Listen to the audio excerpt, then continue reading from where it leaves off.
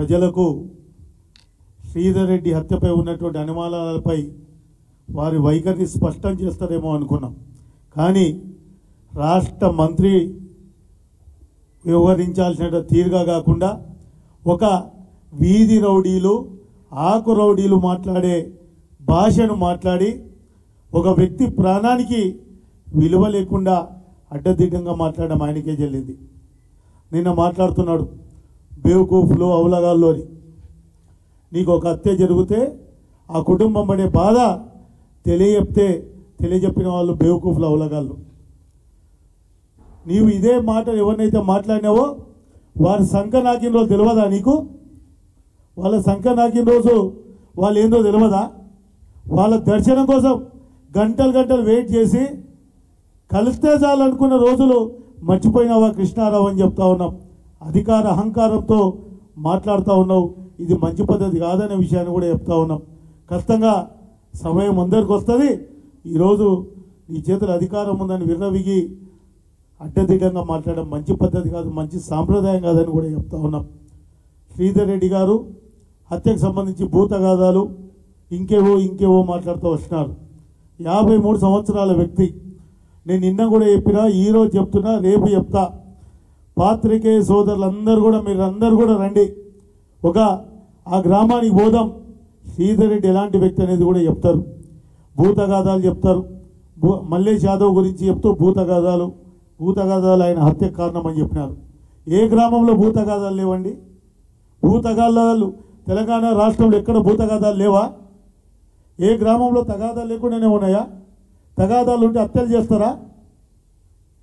Mallesh Yadav ex servicemen Mallesh Yadav ఎన్నికలైన వారం రోజులకే హత్య జరిగాడు. మరి ఆ భూ వివాదం ఎప్పటి నుంచో కొన్ని సంవత్సరాల నుంచి ఉన్నటువంటి భూ వివాదం, మరి ఎవరి అండ చూసుకొని ఈ హత్య జరిగింది? మీ అనుచరులు మీ అండ చూసుకొని ఈ హత్య జరగలేదా అని చెప్పి అడుగుతా ఉన్నా. అదేవిధంగా మరి చాలా మాట్లాడుతున్నారు అభివృద్ధి గురించి. కొల్లాపూర్ రూపురేఖలు మార్చిన ప్రజలు నాకు అవకాశం కల్పించినారని. తెలంగాణ వచ్చినాక కేసీఆర్ గారి నాయకత్వంలో కొల్లాపూర్ నియోజకవర్గం అభివృద్ధి చెందన్నమాట వాస్తవం. మరి శాసనసభ్యునిగా నేను కొల్లాపూర్ సంబంధించినటువంటి నేను ఎమ్మెల్యేగా ఉన్నప్పుడు కేంద్ర ప్రభుత్వాన్ని ఒప్పించి సోమశీల దగ్గర బ్రిడ్జు తీసుకొచ్చినాం, నేషనల్ హైవే తీసుకొచ్చినాం. నీవు ఇన్ని సంవత్సరాలు ఉండి పెద్ద కొత్తపల్లి మండల్ హెడ్ క్వార్టర్కి ఒక జూనియర్ కాలేజ్ తీసుకురాలేకపోయినావు, మేము తీసుకొచ్చినాం. మళ్ళీ ఏం చెప్తావు? రండి అభివృద్ధి చూస్తావు, నేను చేసిన అభివృద్ధి అంటావు. అభివృద్ధి కాదు నువ్వు చేసేది. ఈ అరాచకమైనటువంటి పనులతో రాజ్యం వెళ్ళాలనుకుంటున్నావు. ఈరోజు ఏదైతే శ్రీధర్ రెడ్డి హత్య జరిగిందో అక్కడ చిన్నంబాయి మండలంలో ఉన్నటువంటి శ్రీధర్ రెడ్డి గారు కావచ్చు, సోమేశ్వరమ్మ గారు కావచ్చు, అదేవిధంగా జెడ్పీటీసీ వెంకటరమణమ్మ గారని ముగ్గురు ఒకటే సామాజిక వర్గానికి చెందినవారు. వారిని రాజకీయంగా అంతం చేస్తే తనకు ఎదురు లేకుండా పోతుంది ఆ మండలంలో అనే ఉద్దేశంతో ఈరోజు వారు అంటున్నటువంటి కుట్ర, వారు అంచెలు పడుతున్నటువంటి కుట్ర అని చెప్తా ఉన్నా.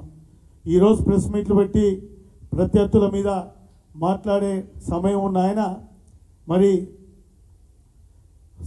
సమయం ఉన్న ఆయన మీకు ఇంకొక చిన్న ఉదాహరణ.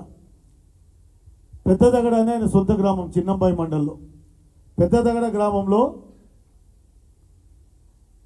సివిల్ సప్లైస్ గోడౌన్ నుంచి 15,000 పైచిలకు బ్యాగులు ఒడ్లు దొంగతనం జరిగింది.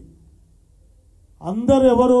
జూపల్లి కృష్ణారావుకు సంబంధించినటువంటి పిఏ నిరంజన్ అనే వ్యక్తికి చెందిన గ్రామానికి సంబంధించిన చిన్నకార్పంలో గ్రామానికి సంబంధించిన వాళ్ళు. కూలీలను అరెస్టు చేసి చేతులు దులుపుకున్నారు. ప్రైవేట్ రైస్ మిల్లుల మీద రివ్యూ తీసుకునే ఓపిక ఉన్నటువంటి మంత్రి గారు మరి కలవకుర్తిలో కూడా గోడౌన్లలో దొంగతనం జరిగింది. అదేవిధంగా పెద్ద